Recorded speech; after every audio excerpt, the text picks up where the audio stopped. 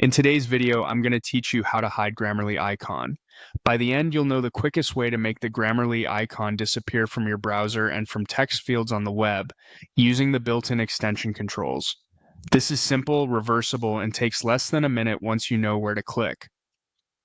Start by opening your web browser and looking to the top right corner of the window. You should see the extensions button, which looks like a small puzzle piece. This is where your browser groups all installed add-ons, so you don't have to dig through settings. Click that puzzle icon to open the extensions list. In the drop-down that appears, find Grammarly in the list. The name may include a short description like Grammar Checker or Writing Assistant, but you'll recognize it by the Grammarly logo. To the right of Grammarly, there's a small icon with 3 dots. Click those 3 dots to open more actions for the extension. This mini menu is a shortcut to deeper controls. From that mini menu, choose Manage Extension. Your browser will open a new tab dedicated to Grammarly's extension settings. This page centralizes everything for that one extension, so you don't have to scroll through a long general settings page. At the top of the Grammarly extension page, you'll see the main on-off switch. Turn this toggle off.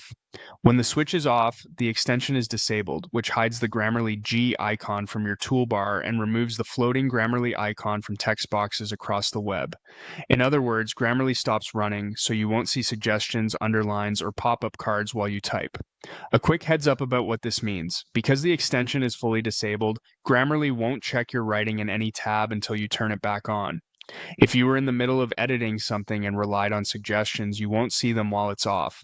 This is expected and confirms the icon is successfully hidden. If you ever want the icon back, just return to the same Manage Extension page and flip the toggle to On. Your toolbar icon and in-text suggestions will immediately reappear, and Grammarly will start working again without reinstalling anything. If you don't see the puzzle icon in your toolbar, your browser may show the extensions menu under its main menu button instead.